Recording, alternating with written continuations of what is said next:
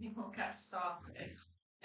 So first item on the agenda is to elect a committee chair and deputy chair.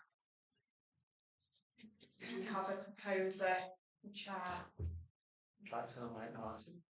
Yeah, I think he's done very well. I second that. Oh. To you, Martin, for deputy chair. Do we have nominations for deputy chair? Not bad. I nominate Ben. All right, Claire. Sorry? Claire. Councillor Chapman, seconded. Oh, Yes. sorry. Yeah. I didn't know Claire was already nominated. Okay, Councillor Chapman, congratulations.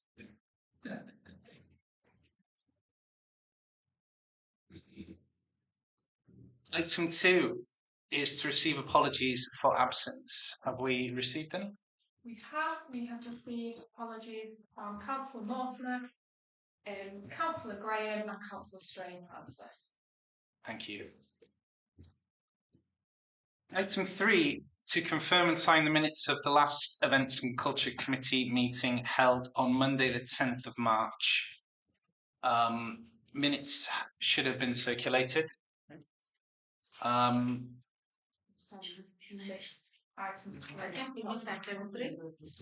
I'm sorry, yes. Item 3 is firstly to declare any members' interests in this evening's meeting.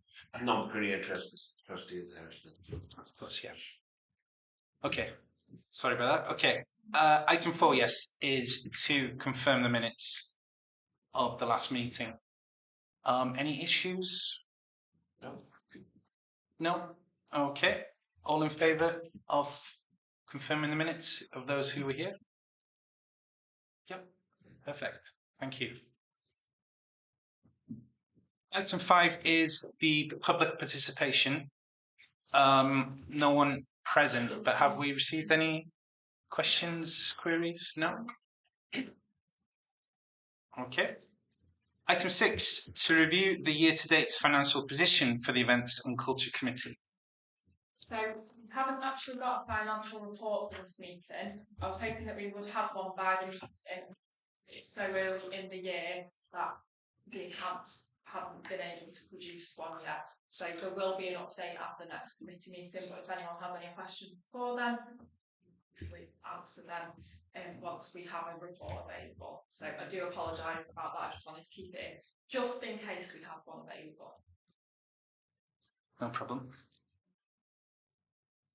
Okay, moving on.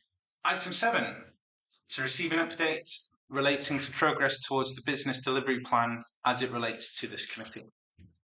So hopefully you've all had a chance to read through this report, and this one is quite a lengthy report, so I won't go through everything in detail, but if there is anything in particular you've got any questions about, please just shout. A couple of things that have been delivered since we last met that I wanted to draw your attention to is the Spring Festival of Fun, which is the Spring School Holidays programme. So that took place between the 5th and 20th of April, and we hosted a programme of 24 spring activities. Many of these were organised by ourselves, and then some of these were also organised by partner organisations who we felt it was right to support through this programme. So organisations such as Crew Creates. So you can see that in there, and hopefully you will have a chance to program before that went out. Everything went down really well. Everything, as always, during those school holiday programmes was just fully attended, fully booked. In some places, there was just, too many people to cope with, but that isn't a complaint, it's a good thing. It just means that, that requirement is really there. I think it really supports families during those times of year. So that is that one. I also wanted to draw your attention. So I think there's a bit of graphical around the date. That's on the item 7, because a program of 24. I think you meant 5th and 20th, not July 2025. I do apologise. Sorry, I do apologise for that. as you can see on the programme, it was the 5th and 20th of April. Another thing that I wanted to draw your attention to that has been delivered successfully since we last met was the VE Day 80 Celebration Street Party, which was actually Sheila's first event with us, so I will hand over to Sheila to do a short update on that, if that's okay. Thank you. So the Celebration Street Party was on Saturday the 10th of May, 2 days after the commemoration on Memorial Square. This took place in Lyceum Square. Obviously, if you saw that day, it was glorious sunshine. We had about a footfall of approximately 500 throughout the day, so a really good turnout. 3 acts, including singers, but also it ended with an interactive dance where people were up and dancing. There was lots of flag waving. So it was a really, really successful event. We also incorporated a Little Historians Treasure Hunt, which was to engage the younger members of the community as well, which went down a treat. And the Brew Cafe were very good and gave all the children that completed the treasure hunt a small cake or fruit at the end. So it was really collaborative, lots of family activity, and we were supported by 3 of the counsellors, Lena, Simon and Alan, helping set up and throughout the event and helping us break down afterwards. So yes, it's my first event. It hopefully was received very well by the community. It was a great success. Good. Thank you.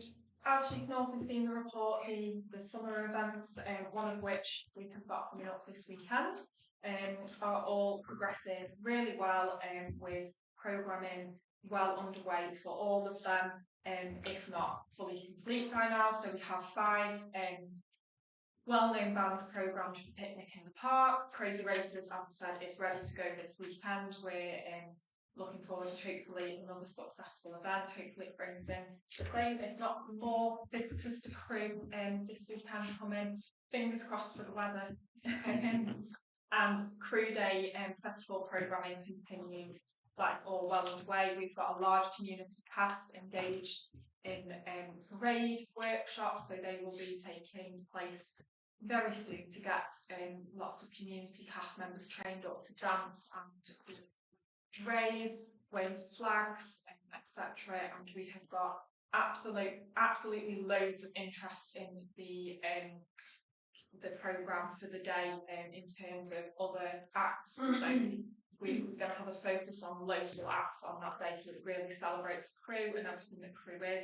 And I just really hope that this is an event that will really grow year on year. We've got some really special things planned for that, including the giant mechanical puppets in the giant room. So I think that'll be a really nice one. We've also got an artisan market booked for the Saturday, and we have also got Stanworth Fairground bringing in some rides, so that's just a few little added extras.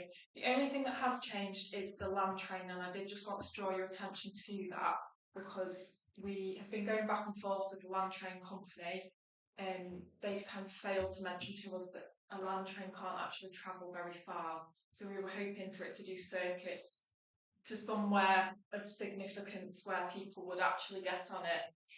They can only actually do pedestrianised areas really, so somewhere like Queen's Park, for example, would be perfect for a land train, and maybe we can find a use for it with another event in future. But this Crewe Day event, we won't have space within a suitable vicinity to actually run that, so we are looking at alternatives to replace that with something that gives that nod to railway while not being more on the trains. So just wanted to update you on that one. A couple of other things that I just wanted to draw your attention to moving forward are the new town centre events programme. So since Sheila joined us in April, she's been working really hard to have a look at past evaluation consultation to see what is going to work well. And you will see that we are proposing a number of new events. So the first one of them is Crewe Moves, which will be the first on the 27th of July. The second one is a Crewe on Sea beach themed event. Now that would be a three-day event, but that is subject to securing additional external funding agreed to let us explore that. And then the third event is a site spectacular, which will be in September. And then the final one that we're looking at the moment, that will be us later in the year, is Crew Eco Fest, which would be Saturday the 11th of October, which would align with Recycling Week. This would be in addition, so all of these would be at weekends, and this would be in addition to the existing summer programme that we run every year. So that usual programme of around 140 events, with multiple things happening every day throughout some holidays, that would still take place. So it's just even more an offer, and we're trying to achieve that, that activation of the town centre most weekends really, through this programme. So I think that will be really nice, and hopefully members like the idea of them. Anyone got any questions on them before I move on to the next the next item? Okay. The next item on this agenda item is the continuation of the Crew Art Trail. As you will see in the business delivery plan, we have got temporary committed to developing further. It was initially there was kind of a penciled kind of idea against that of an additional gable end mural, which is definitely something that we can still explore. But I did just want to throw another option in the mix. So as you can see, we could do one mural, wall treatment, or some kind of wall covering, and there's a couple of locations there that have been identified either as part of the art trail that has just taken place, or as part of other projects. So the first picture that you can see is the end of the, I think it used to be kind of a nightclub on High Street. Catel's is the end of Catel's. The option for that one, if we went with that, which personally I would advise against because I don't think it's a sustainable option with a lasting legacy, would be to do some kind of like wall covering. So it would probably be some kind of like textiles covering that would be draped over it, and that's because, as you might have seen, it's got to have some black sheeting over it because of the masonry work kind of falling away there to keep it safe. But that is an option that hasn't been suggested to us, and we've been asked to just highlight. Other options include areas in the town centre. So there's a gable end near to Vernon's Fish Bar, which is kind of an entry point into the town centre, and will be near to the Royal Arcade side and bus station, and just brighten up that area. There's several locations around the Victoria Centre, the outdoor bit, and then there's also locations kind of higher up on Chester Bridge and Market Street that I just wanted to highlight as well. So that is option one, that we could do one bigger mural in a location like that. It would need to be explored further, and we would need to get in the relevant picture.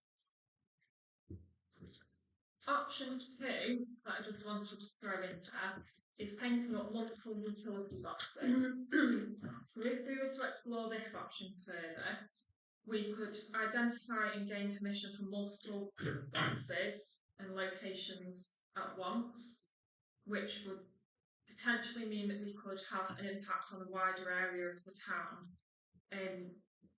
I think what's also nice about this option is that because they're smaller and they're low level, it makes it a lot more accessible to local artists, which is an area that the art trail highlighted that needs further development and support.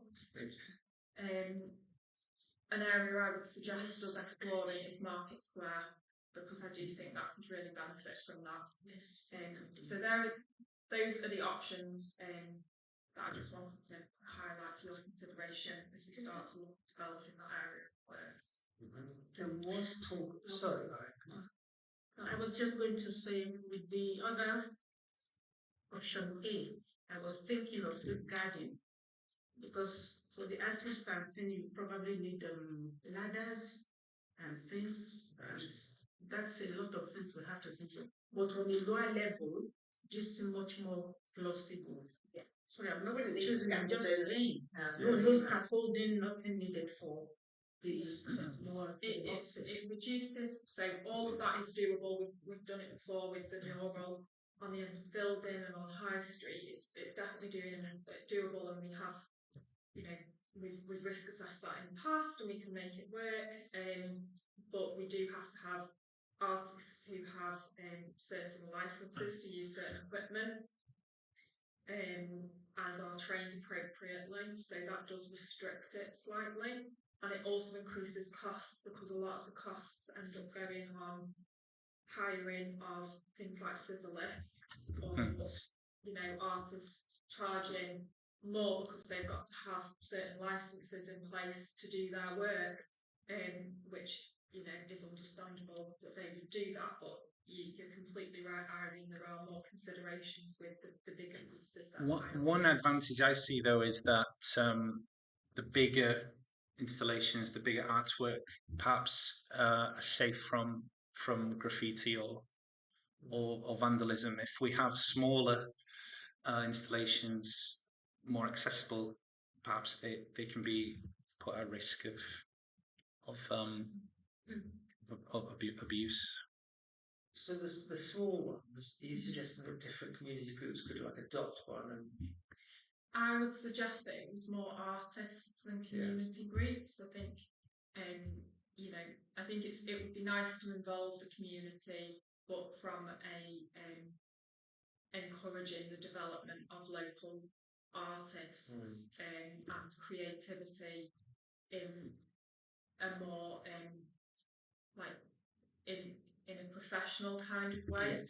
So developing those professions rather than developing it from a hobbyist perspective. I think we've got a lot of that going on in the town at the moment, and that is hugely beneficial and hugely valuable to the town. But I do think that development of professions in the creative industry is going to be crucial. So those people taking then the next steps at a sort of hobbyist level at the moment. How many boxes are you thinking? So I think we could look at 4 to 6 boxes.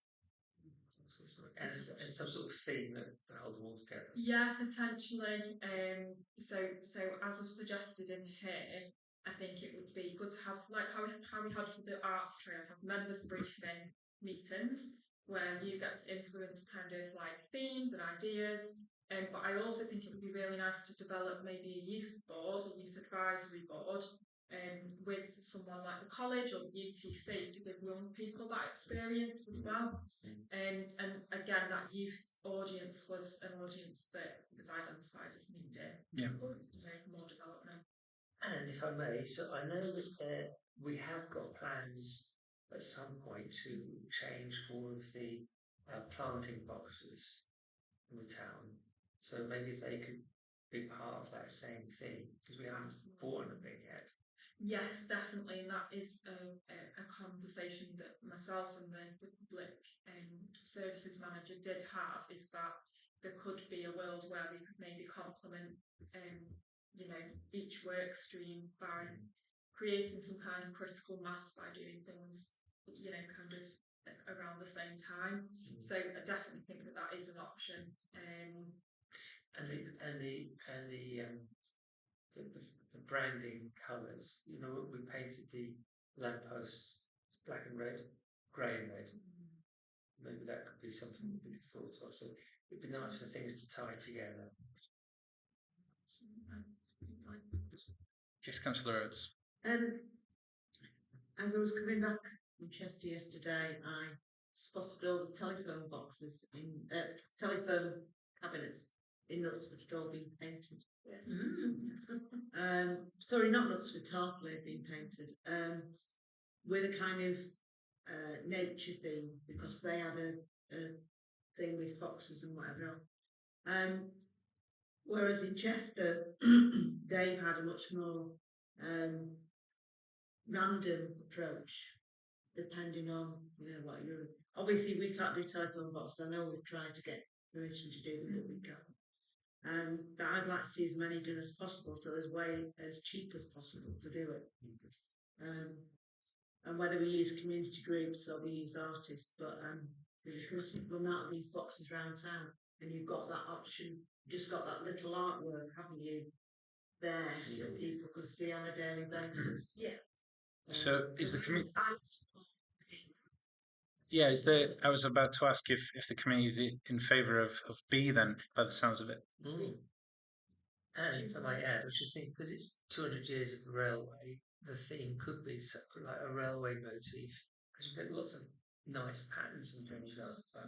I mean, the crew badge is a railway, maybe that could have a few places. Rosie mentioned something about permissions, especially those boxes, because I'm thinking of some boxes belonging to Blitty. They are horrible looking and very dirty, especially those ones near my house. So, are we thinking of doing some of them? Look at that. Most of them are the eyesores. Actually, they're very dirty. So different boxes are owned by different organisations. So some of the boxes in the town centre are owned by Cheshire East Council, some are owned by BT, some are owned by Openreach, and some are owned by others. So the process would be identifying which were owned by who, and then seeing who we could, kind of progress that with the quickest. I know from looking into it previously that Openreach is a difficult scheme to get into because they want you to have the artwork ready to submit as part of your application to paint them up. So you've already got to commit and pay artists to even do the designs before you can even have permission to do the boxes, and there's no guarantee you're going to get that permission. So so I think it would be a case of exploring the others, but I have been advised that shouldn't be possible. Yes, I definitely think into that. So I don't know. Is there any other questions before we move on to consideration? Can I just say that those boxes that have been painted around Chester have been there for about 2 years and haven't been graffitied. Brilliant. Yeah, we can coat them with anti-vandal paint as well, so they're easy to wipe. That's good. If needed. Actually, I think we've had less graffiti in the last 2 years in Crewe since the bus station, since that arcade was taken, because that was the point of the worst graffiti. But since it's been taken down and that place has been revamped, I haven't mind you, I haven't been out a lot, but at least the few times I've been out, I haven't seen a lot of graffiti. So I think I don't think we're going to get graffitis on them. No, that's good to know, because that's my concern with artwork on the ground. It's obviously open to abuse, and it sounds like now. I love this stuff. It's getting better, Our young ones are getting better. Really, I'm not that's joking. good to know. I want to go back to London where I came from. Okay, so we are asked to. There are 4 items to consider. Item 1 is obviously just to make members aware of projects being delivered. Item 2 is to ask to consider the proposed new town centre events mentioned. Item 3 is should additional external funding be secured, officers are able to expand the town centre events accordingly. And then the 4th, which we've just discussed, is to be asked to consider the proposed options for the continuation of the Arts Trail and the initiatives. I recommend we vote on block on all 4. Yeah. If no one opposes. Can we add something to 4 that we say that we actually state the direction that we want the low level? Yeah, option B.